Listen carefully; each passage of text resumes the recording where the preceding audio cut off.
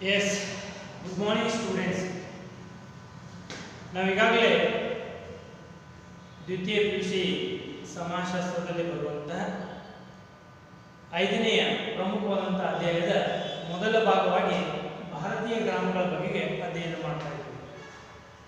ಇದರಲ್ಲಿ ಗ್ರಾಮಗಳ ಅರ್ಥ, ವ್ಯಾಖ್ಯೆ, ಲಕ್ಷಣಗಳು, ಬ್ರಿಟಿಷರ ಆಳ್ವಿಕೆ ಅವಧಿಯಲ್ಲಿನ ಗ್ರಾಮಗಳು, ಅದೇ ರೀತಿ ಗ್ರಾಮ ಅಧ್ಯಯನದ ಮಹತ್ವ ಅಥವಾ ಪ್ರಾಮುಖ್ಯತೆ ಇವೇ ಮುಂತಾದ ವಿಷಯಗಳ ಬಗ್ಗೆ ಅಧ್ಯಯನ ಮಾಡಿದ್ದೇವೆ. ಇವತ್ತು ಮತ್ತೊಂದು ಪ್ರಮುಖವಾದಂಥ ವಿಷಯದ ಕಡೆಗೆ ನಾವು ಹೋಗ್ತಾ ಇದ್ದೀವಿ. ಅದು ಯಾವುದು ಅಂತ ಹೇಳಿದ್ರೆ ಪ್ರಾಬ್ಲಮ್ಸ್ ಆಫ್ ಇಂಡಿಯನ್ ವಿಲೇಜಸ್, ಅಂದರೆ ಕನ್ನಡದ ಭಾರತೀಯ ಗ್ರಾಮಗಳ ಸಮಸ್ಯೆಗಳು. ನಿಮಗೆಲ್ಲ ಗೊತ್ತಿರುವ ಹಾಗೆ ಭಾರತ ಗ್ರಾಮ ಪ್ರಧಾನವಾದಂತಹ ನಾಡಾಗಿದೆ. ಇಲ್ಲಿನ ಜನರ ಮುಖ್ಯ ಉದ್ಯೋಗ ಒಕ್ಕಲುತನವಾಗಿದೆ. ಹೀಗಾಗಿ ಭಾರತವನ್ನ ಗ್ರಾಮಗಳ ನಾಡು ಮತ್ತು ಒಕ್ಕಲಿಗರ ಬೀಡು ಎಂದೇ ಕರೆಯಲಾಗುತ್ತದೆ. ಇಂತಹ ಗ್ರಾಮಗಳು ಇವತ್ತು ಸರಿಸುಮಾರು 6 ಲಕ್ಷಕ್ಕೂ ಅಧಿಕ ಸಂಖ್ಯೆಯಲ್ಲಿ ಕಂಡು ಬರ್ತಾರೆ. ನಾನು ಈಗಾಗಲೇ ಹೇಳಿದಂತೆ 1971ರ ಒಂದು ಜನಗಣತಿ ಪ್ರಕಾರ ಭಾರತದಲ್ಲಿ 5,75,721 ಗ್ರಾಮಗಳು ಕಂಡು ಬರ್ತಾ ಇದ್ದವು. ಇತ್ತೀಚಿನ ಒಂದು ಅಂಕಿ ಸಂಖ್ಯೆ ಪ್ರಕಾರ ಭಾರತದಲ್ಲಿ ಸರಿಸುಮಾರು 6,30,000 ಹಳ್ಳಿಗಳು ಕಂಡು ಬರ್ತಾ ಇದ್ದಾವೆ. ಕಾಶ್ಮೀರದಿಂದ ಹಿಡ್ಕೊಂಡು ಕನ್ಯಾಕುಮಾರಿವರೆಗೆ ಕಂಡು ಬರ್ತಕ್ಕಂತಹ ಗ್ರಾಮಗಳು ಒಂದೊಂದು ಭಾಗದಲ್ಲಿ ಒಂದೊಂದು ರೀತಿಯ ಸಮಸ್ಯೆಗಳನ್ನು ಎದುರಿಸ್ತಾ ಇದ್ದಾವೆ. ಉತ್ತರ ಭಾರತದಲ್ಲಿನ ಗ್ರಾಮಗಳು ವರ್ಷ ಪೂರ್ತಿ ತುಂಬಿ ಹರಿಯುವಂತಹ ನದಿಗಳ ಪ್ರವಾಹಕ್ಕೆ ತುತ್ತಾಗಿ ನಾನಾ ರೀತಿಯ ಸಮಸ್ಯೆಗಳನ್ನು ಎದುರಿಸ್ತಾ ಇದ್ರೆ, ಮತ್ತೊಂದು ಕಡೆ ಹಿಮದಿಂದ ಆವೃತವಾದಂತಹ ಗ್ರಾಮಗಳು ಸಹಿತವಾಗಿ ಭಾರತದಲ್ಲಿದ್ದಾವೆ. ಚಳಿಗಾಲದಲ್ಲಂತೂ ವಿಪರೀತ ಹಿಮ ಬೀಳ್ತಾ ಇರ್ತದೆ. ಅದರಿಂದ ತಪ್ಪಿಸಿಕೊಳ್ಳುವುದೇ ಜನರಿಗೆ ಅಸಾಧ್ಯವಾಗ್ತಾ ಇರ್ತದೆ. ಇನ್ನು ಸಮುದ್ರದ ಆವೃತವಾಗಿರ್ತಕ್ಕಂತಹ ಪ್ರದೇಶದ ಕಡೆಗೆ ಬಂದಾಗ ವರ್ಷ ಪೂರ್ತಿ ಸಹಿತವಾಗಿ ಅವರು ಒಂದು ರೀತಿಯ ಒಮ್ಮೆ ಚಳಿ ಮತ್ತೊಮ್ಮೆ ಸಮಶೀತೋಷ್ಣ ಅಂತ ಹೇಳಿದರೆ ಅಥವಾ ಆರ್ದ್ರ ವಲಯ ಅಂತ ಹೇಳ್ತೀವಿ. ಅಂದರೆ ಈ ಕಡೆ ಸಮುದ್ರ ಇರ್ತದೆ ಮತ್ತು ಶಕೆನೂ ಇರ್ತದೆ. ಇಂಥ ಆರ್ದ್ರ ಹವಾಗುಣವನ್ನು ಸಹಿತವಾಗಿ ಕೆಲವು ಗ್ರಾಮಗಳು ಎದುರಿಸ್ತಾ ಇದ್ದೇವೆ. ಇನ್ನು ಕೆಲವು ಮಳೆಯ ಅಭಾವದಿಂದ ಕೃಷಿ ಚಟುವಟಿಕೆಗಳನ್ನು ಕೈಗೊಳ್ಳದೆ ಆಗದೆ ಇರತಕ್ಕಂಥ ಒಂದು ಸ್ಥಿತಿಯನ್ನು ಕೂಡ ಎಷ್ಟೋ ಗ್ರಾಮಗಳು ಇವತ್ತು ಎದುರಿಸ್ತಾ ಇದ್ದಾವೆ. ಹೀಗಾಗಿ ಭಾರತ ತುಂಬೆಲ್ಲ ಗ್ರಾಮಗಳ ಸಮಸ್ಯೆಗಳು ಒಂದೇ ರೀತಿಯಾಗಿಲ್ಲ. ಒಂದೊಂದು ಭಾಗದಲ್ಲಿ ಒಂದೊಂದು ರೀತಿಯ ಸಮಸ್ಯೆಗಳನ್ನು ಗ್ರಾಮಗಳಲ್ಲಿ ನಾವು ನೋಡ್ತಾ ಇದ್ದೀವಿ. ಹಾಗಾಗಿ ಇವತ್ತು ಭಾರತ ತುಂಬೆಲ್ಲ ಹರಡಿಕೊಂಡಿರ್ತಕ್ಕಂಥ ಈ ಗ್ರಾಮಗಳ ಸಮಸ್ಯೆಗಳನ್ನು ಒಂದು ಸಮಗ್ರವಾಗಿ ತಿಳಿಯುವುದಂದ್ರೆ ಒಂದು ಸವಾಲಿನ ಕೆಲಸವೇ. ಹಾಗಾಗಿ ಇಲ್ಲೇ ಭಾರತೀಯ ಗ್ರಾಮಗಳು ಎದುರಿಸುವಂಥ ಪ್ರಮುಖವಾದಂಥ ಸಮಸ್ಯೆಗಳಲ್ಲಿ ಕೆಲವು ಪ್ರಮುಖವಾದಂಥ ಸಮಸ್ಯೆಗಳನ್ನು ನಾವು ಇಲ್ಲಿ ಪಟ್ಟಿ ಮಾಡ್ತೇವೆ. ಅಂದರೆ ಒಂದು ಸಾಮಾಜಿಕ ಸಮಸ್ಯೆಗಳು, ಭಾರತೀಯ ಗ್ರಾಮಗಳು ಎದುರಿಸುವಂಥ ಸಮಸ್ಯೆಗಳಲ್ಲಿ ಮೊದಲನೇದಾಗಿ ನಾವು ಸಾಮಾಜಿಕ ಸಮಸ್ಯೆಗಳು, ಆರ್ಥಿಕ ಸಮಸ್ಯೆಗಳು ಮತ್ತು ಕೃಷಿ ಸಂಬಂಧಿತ ಸಮಸ್ಯೆಗಳು ಅಂತೇಳಿ 3 ಭಾಗಗಳನ್ನಾಗಿ ವಿಭಾಗಿಸಿ ತಿಳಿದುಕೊಳ್ತಾ ಇದ್ದೀವಿ. ಇವತ್ತು ನಾವು ಮೊದಲನೇ ಭಾಗವಾಗಿರ್ತಕ್ಕಂಥ ಭಾರತೀಯ ಗ್ರಾಮಗಳ ಸಾಮಾಜಿಕ ಸಮಸ್ಯೆಗಳ ಕಡೆಗೆ ಹೋಗೋಣ. ಹಾಗಾದರೆ ಸಾಮಾಜಿಕ ಸಮಸ್ಯೆಗಳಲ್ಲಿ 10 ಸಾಮಾಜಿಕ ಸಮಸ್ಯೆಗಳು ಬರ್ತಾ ಇದ್ದಾವೆ. ಇವತ್ತು ಭಾರತೀಯ ಗ್ರಾಮಗಳು ನಾನಾ ರೀತಿಯ ಸಾಮಾಜಿಕ ಸಮಸ್ಯೆಗಳನ್ನು ಎದುರಿಸ್ತಾ ಇದ್ದಾವೆ. ನಾನಾ ರೀತಿಯ ಸಾಮಾಜಿಕ ಸಮಸ್ಯೆಗಳ ಆಗರಗಳಾಗಿ ಗ್ರಾಮಗಳು ಇವತ್ತು ಕಂಡು ಬರ್ತಾ ಇದ್ದಾವೆ. ಅಂತಹ ಎಲ್ಲ ರೀತಿಯ ಸಾಮಾಜಿಕ ಸಮಸ್ಯೆಗಳನ್ನು ನಾವು ನೋಡ್ತಾ ಇಲ್ಲ. ಅದೇ ನಮ್ಮ ದೃಷ್ಟಿಯಿಂದ ಕೆಲವು ಪ್ರಮುಖವಾದಂತಹ ಸಾಮಾಜಿಕ ಸಮಸ್ಯೆಗಳ ಕಡೆಗೆ ನಾವೆಲ್ಲೇ ಹೋಗ್ತಾ ಇದ್ದೀವಿ ಅಥವಾ ಅವುಗಳ ಬಗ್ಗೆ ಮಾಹಿತಿಯನ್ನು ಮಾಡ್ಕೊಳ್ತಾ ಇದ್ದೀವಿ. ಅಂತಹ ಪ್ರಮುಖವಾದಂತಹ ಸಾಮಾಜಿಕ ಸಮಸ್ಯೆಗಳಲ್ಲಿ ಕಂಡು ಬರುವಂತಹ ಒಂದು ಪ್ರಮುಖವಾದಂತಹ ಸಾಮಾಜಿಕ ಸಮಸ್ಯೆ ಅಂತ ಹೇಳಿದ್ರೆ ಅನಕ್ಷರತೆ. ನಿಮಗೆಲ್ಲ ಗೊತ್ತಿರುವ ಹಾಗೆ ಇತ್ತೀಚೆಗೆ ಸಾಕ್ಷರ ಪ್ರಮಾಣ ದಶಕದಿಂದ ದಶಕಕ್ಕೆ ಹೆಚ್ಚುತ್ತಾ ಬರ್ತಾ ಇದೆ ಅನ್ನುವಂಥದ್ದು ಅಂಕಿ ಸಂಖ್ಯೆಗಳು ಹೇಳ್ತಾ ಇದ್ದಾರೆ. ಪ್ರತಿಶತ 75ರಷ್ಟು ಜನರು ಸಾಕ್ಷರರಾಗಿದ್ದಾರೆ ಅಂತೇಳಿ ಮೇಲ್ನೋಟಕ್ಕೆ ಹೇಳಲಾಗ್ತದೆ. ಇನ್ನು ಪ್ರತಿಶತ 25ರಷ್ಟು ಮಾತ್ರ ಅನಕ್ಷರತೆ ಕಂಡುಬರ್ತದೆ ಅಂತೇಳಿ ಹೇಳಲಾಗ್ತದೆ. ಆದರೆ ಇಂದಿಗೂ ಸರಿಯಾಗಿ ಗ್ರಾಮಗಳಲ್ಲಿ ಪ್ರತಿಶತ 40ಕ್ಕಿಂತಲೂ ಹೆಚ್ಚು ಜನರು ಅನಕ್ಷರಸ್ಥರಾಗಿದ್ದಾರೆ. ಅಂದರೆ ಇಲ್ಲಿ ಮೇಲ್ನೋಟಕ್ಕೆ 25ರಷ್ಟು ಅಂತ ಹೇಳ್ತೇವೆ, ಅದರಲ್ಲಿ ಬಹುತೇಕರು ಗ್ರಾಮೀಣ ನಿವಾಸಿಗಳಾಗಿದ್ದಾರೆ. ಭಾರತೀಯ ಗ್ರಾಮಗಳಲ್ಲಿ ಕಂಡುಬರ್ತಕ್ಕಂಥ ಒಂದು ಪ್ರಮುಖವಾದಂಥ ಸಮಸ್ಯೆ ಅಂದರೆ ಅನಕ್ಷರತೆ. ಅಂದರೆ ಜನರನ್ನು ನಾವು ಸಾಕ್ಷರತೆಯನ್ನು ಆಧಾರವಾಗಿಟ್ಕೊಂಡು ಅಕ್ಷರಸ್ಥರನ್ನು ಮತ್ತು ಮತ್ತು ಅವಿದ್ಯಾವಂತರು ಅಥವಾ ಅಕ್ಷರಸ್ಥರು ಅನಕ್ಷರಸ್ಥರು ಅಂತ ವಿಭಾಗ ಮಾಡ್ತಾ ಇದ್ದೀವಿ. ಸರಿ, ಅನಕ್ಷರತೆ ಎನ್ನುವಂಥದ್ದು ಇಂದಿಗೂ ಒಂದು ಬಗೆಹರಿದ ಸಮಸ್ಯೆಯಾಗಿ ಉಳ್ಕೊಂಡಿದೆ. ಇತ್ತೀಚೆಗೆ ಸರ್ಕಾರವೂ ಸಹಿತವಾಗಿ ಸಾಕ್ಷರತಾ ಕಾರ್ಯಕ್ರಮಗಳನ್ನು ಹಲವು ರೀತಿಯಲ್ಲಿ ಅಥವಾ ಹಲವು ವಿಧದಲ್ಲಿ ಜಾರಿಗೊಳಿಸುವಂಥ ಪ್ರಯತ್ನವನ್ನು ಮಾಡಿದರೂ ಕೂಡ ಅನಕ್ಷರತೆಯನ್ನು ಇಂದಿಗೂ ಹೋಗಲಾಡಿಸುವುದಕ್ಕೆ ಸಾಧ್ಯವಾಗ್ತಾ ಇಲ್ಲ. ಅಂದರೆ ಅದು ವಯಸ್ಕರ ಶಿಕ್ಷಣಕ್ಕಾಗಿ ರಾತ್ರಿ ಶಾಲೆಗಳಂತ ಇದ್ದರೆ ಮತ್ತೆ ಅಕ್ಷರಸ್ಥರನ್ನಾಗಿ ಮಾಡಬೇಕನ್ನುವಂಥ ಉದ್ದೇಶದಿಂದ ವಿದ್ಯಾರ್ಥಿಗಳ ಮೂಲಕ ಸಾಕ್ಷರತಾ ಕಾರ್ಯಕ್ರಮ ಎನ್ನುವಂಥ ವಿನೂತನವಾದ ಕಾರ್ಯಕ್ರಮಗಳನ್ನು ಸಹಿತವಾಗಿ ಭಾರತ ಸರ್ಕಾರ ಜಾರಿಗೊಳಿಸಿತು. ಹೀಗೆ ಹಲವು ಸಾಕ್ಷರತಾ ಕಾರ್ಯಕ್ರಮಗಳು ಇದ್ದಾಗಲೂ ಕೂಡ ಇಂದಿಗೂ ಅನಕ್ಷರತೆಯನ್ನು ಹೋಗಲಾಡಿಸುವುದಕ್ಕೆ ಸಾಧ್ಯವಾಗ್ತಾ ಇಲ್ಲ. ಅದರಲ್ಲೂ ವಿಶೇಷವಾಗಿ ಗ್ರಾಮಗಳಲ್ಲಿ ಇಂದಿಗೂ ಸಹಿತವಾಗಿ ಅನಕ್ಷರತೆ ಎನ್ನುವಂಥದ್ದು ಒಂದು ಬಗೆಹರಿದ ಸಮಸ್ಯೆಯಾಗಿ ಕಾಣಿಸ್ಕೊಳ್ತಾ ಇದೆ. ಅಂದರೆ ಅದಕ್ಕೆಲ್ಲ ಏನು ಕಾರಣ, ಯಾಕೆ ಅನಕ್ಷರತೆ ಇಂದಿಗೂ ಗ್ರಾಮಗಳಲ್ಲಿ ಉಳ್ಕೊಂಡಿದೆ ಅಂತಂದಾಗ ಕೆಲವು ನಾವು ಪ್ರಮುಖವಾದಂಥ ಕಾರಣಗಳನ್ನು ಕೊಡ್ತಾ ಹೋಗ್ತೀವಿ. ಹೆಚ್ಚಾಗಿ ಇವತ್ತು ನಾವು ನೋಡ್ತಾ ಇರೋದೇನಂದ್ರೆ ಅದರಲ್ಲೂ ವಿಶೇಷವಾಗಿ ಇತ್ತೀಚೆಗಂತೂ ಶಾಲೆಯನ್ನು ಅರ್ಥದಲ್ಲೇ ಬಿಡುವಂಥ ಸಂಖ್ಯೆ ಸಹಿತವಾಗಿ ನಗರಗಳಿಗೆ ಹೋಲಿಸಿದಾಗ ಗ್ರಾಮಗಳಲ್ಲಿ ಹೆಚ್ಚಾಗಿ ಕಂಡು ಬರ್ತಾ ಇದೆ.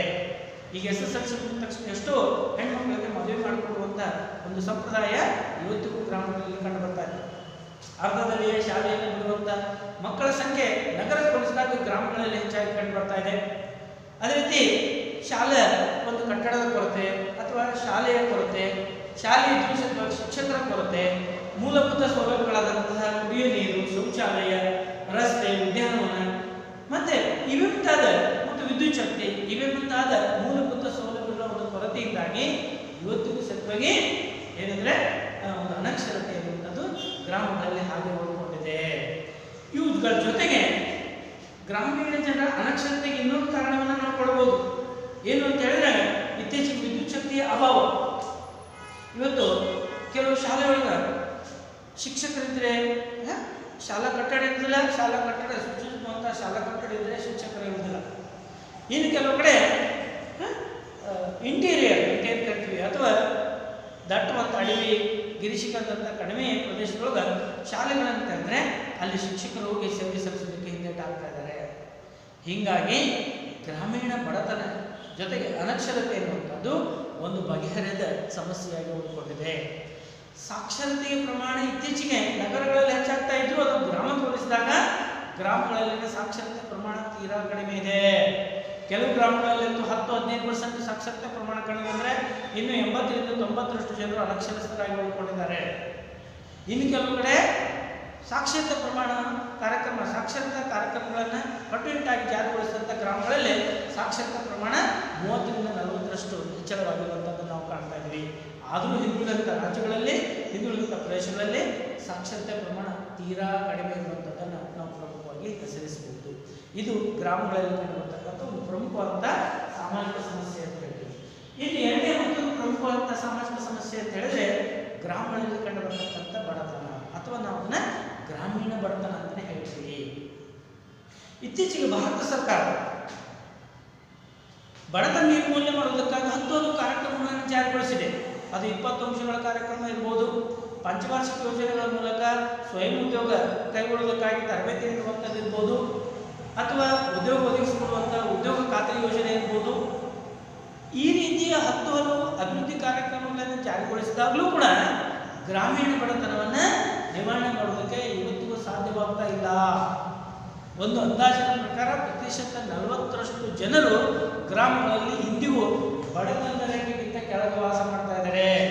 ಅಂದರೆ ಬಡತನದ ರೇಖೆ ಅಂತ ಹೇಳಿದ್ರೆ ಮೂಲಭೂತ ಸೌಲಭ್ಯಗಳಿಂದಲೇ ಬದುಕುವಂಥ ಒಂದು ಸ್ಥಿತಿ, ಅದನ್ನು ಬಡತನದ ರೇಖೆ ಇದೆ. ಯಾವ ಶಿಕ್ಷಣ, ಆರೋಗ್ಯ, ವಸತಿ ಮತ್ತು ವಿದ್ಯುತ್ ಶಕ್ತಿ, ಕುಡಿಯುವ ನೀರು, ರಸ್ತೆ, ಈ ರೀತಿಯ ಮೂಲಭೂತ ಸೌಲಭ್ಯಗಳಿಂದ ವಂಚಿತವಾದಂಥ ಜನರನ್ನೇ ನಾವು ಬಡವರು ಅಂತ ಕರಿತೀವಿ. ಅವರನ್ನು ಬಡತನದ ರೇಖೆಗಿಂತ ಕೆಳಗೆ ವಾಸಿಸುವಂಥ ಜನರು ಕುಟುಂಬ ಅಂತೇಳಿ ಪರಿಗಣಿಸ್ತೇವೆ. ಇತ್ತೀಚಿನ ಒಂದು ಅಂಕಿ ಸಂಖ್ಯೆ ಹೇಳ್ತದೆ, ಭಾರತದಲ್ಲಿ ಬಡತನ ನಿರ್ಮೂಲನಾ ಕಾರ್ಯಕ್ರಮಗಳಿಂದಾಗಿ ಬಡತನದ ಪ್ರಮಾಣ ಕಡಿಮೆ ಆಗುತ್ತಾ ಬರ್ತಾ ಇದೆ ಅಂತ ಒಂದು ಕಡೆ ಹೇಳ್ತಾರೆ. ಅದು ನಗರಗಳ ಅಂಕಿ ಸಂಖ್ಯೆಗಳನ್ನು ಗುರುತಿಸಿರುವಂಥ ಮಾತು. ಆದರೆ ಗ್ರಾಮೀಣ ಭಾಗದಲ್ಲಿ ಇಂದಿಗೂ ಬಡತನ ಹಾಗೆ ಉಳ್ಕೊಂಡಿದೆ. 1996ರಲ್ಲಿ ವರ್ಲ್ಡ್ ಬ್ಯಾಂಕ್ ರಾಜಸ್ಥಾನದ 7 ಜಿಲ್ಲೆಗಳಲ್ಲಿ ಒಂದು ಸಮೀಕ್ಷೆಯನ್ನು ಕೈಗೊಳ್ತದೆ, ಒಂದು ಸರ್ವೆ ಮಾಡ್ತದೆ. ಯಾವುದು? ವರ್ಲ್ಡ್ ಬ್ಯಾಂಕ್ ಅಂದರೆ ಜಾಗತಿಕ ಬ್ಯಾಂಕ್ ಯಾವಾಗ 1996ರಲ್ಲಿ ಯಾವುದು ರಾಜಸ್ಥಾನದ 7 ಜಿಲ್ಲೆಗಳನ್ನು ಆಯ್ದುಕೊಂಡು ಸಮೀಕ್ಷೆ ಮಾಡಿದಾಗ ಆ ಸಮಿತಿಗೆ ಅಥವಾ ಆ ವರ್ಲ್ಡ್ ಬ್ಯಾಂಕ್ ನೇತೃತ್ವದಲ್ಲಿ ಹೋದಂಥ ಒಂದು ಸಮಿತಿಗೆ ಆಶ್ಚರ್ಯಕರವಾದಂಥ ಒಂದು ವಿಷಯಗಳು ಗೊತ್ತಾದವು. ಅಥವಾ ಆ ಒಂದು ವರ್ಲ್ಡ್ ಬ್ಯಾಂಕ್ ಗ್ರಾಮೀಣ ಬಡತನಕ್ಕೆ ಅಥವಾ ಗ್ರಾಮದಲ್ಲಿನ ಬಡತನಕ್ಕೆ ಏನೇನು ಕಾರಣಗಳನ್ನುವಂಥದ್ದನ್ನು ನೋಡ್ಲಿಕ್ಕೆ ಹೋದಾಗ ಅದು ಪ್ರಮುಖವಾಗಿ ಇಲ್ಲಿ 12 ಗ್ರಾಮೀಣ ಬಡತನಕ್ಕೆ ಕಾರಣಗಳನ್ನು ಅದು ಪಟ್ಟಿ ಮಾಡಿದೆ. ಹಾಗಾದರೆ ಆ ವರ್ಲ್ಡ್ ಬ್ಯಾಂಕ್ ಪಟ್ಟಿ ಮಾಡಿದಂಥ ಗ್ರಾಮೀಣ ಬಡತನಕ್ಕೆ ಕಾರಣವಾದ ಅಂಶಗಳನ್ನು ನೋಡೋದಾದರೆ ಮೊದಲನೆಯದು, ಇವತ್ತು ಗ್ರಾಮೀಣ ಬಡತನ ಯಾಕೆ ಉಳ್ಕೊಂಡಿದೆ ಅಂದರೆ ಬಡತನ ನಿರ್ಮೂಲನಾ ಕಾರ್ಯಕ್ರಮಗಳ ಅಸಮರ್ಪಕವಾದಂಥ ಅನುಷ್ಠಾನ ಆಗ್ತಾ ಇದೆ. ಅಂದರೆ ಸರಿಯಾಗಿ ಅನುಷ್ಠಾನ ಆಗ್ತಾ ಇಲ್ಲ.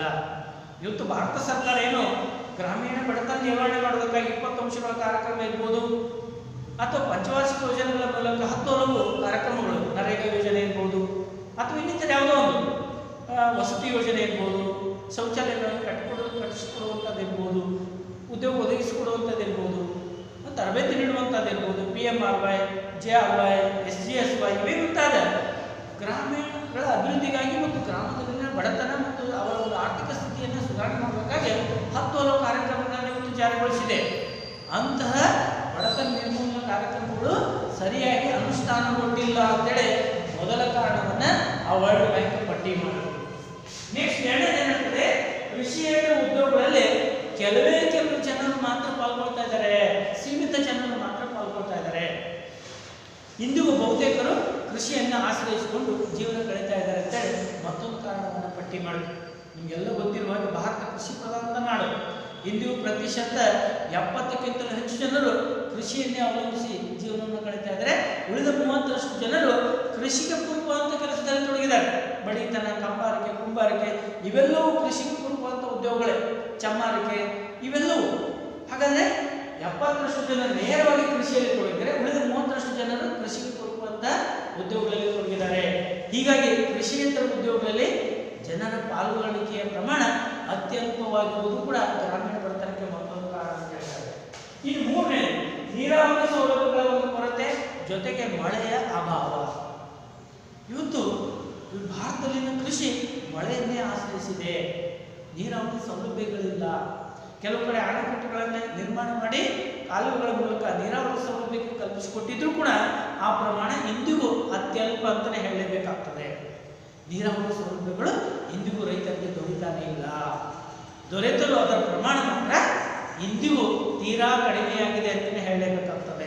ಹೀಗಾಗಿ ಗ್ರಾಮೀಣ ಬಡತನಕ್ಕೆ ಇದು ಕೂಡ ಒಂದು ಕಾರಣ ಅಂತೇಳಿ ವರ್ಲ್ಡ್ ಬ್ಯಾಂಕ್ ಪಟ್ಟಿ ಮಾಡಿದೆ. ಜೊತೆಗೆ ಏನು ಹೇಳ್ತದೆ, ಮಳೆಯ ಅಭಾವ. ಭಾರತದಲ್ಲಿನ ಕೃಷಿ ಮಾನ್ಸೂನನ್ನೇ ಅವಲಂಬಿಸಿದೆ, ಮಳೆರಾಯನನ್ನೇ ಅವಲಂಬಿಸಿದೆ.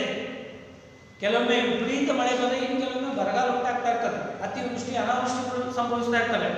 ಇತ್ತೀಚೆಗೆ ಸುರಿದಂಥ ವಿಪರೀತ ಮಳೆಯಿಂದಾಗಿ ಎಷ್ಟೋ ರೈತರ ಬೆಳೆಗಳು ಹೊಚ್ಕೊಂಡು ಹೋಗಿರುವಂಥ ಉದಾಹರಣೆ ನಾವು ಕಾಣ್ತಾ ಇದ್ದೇವೆ. ಮತ್ತೊಂದು ವರ್ಷ ಬರಗಾಲ ಬೀಳ್ತದೆ.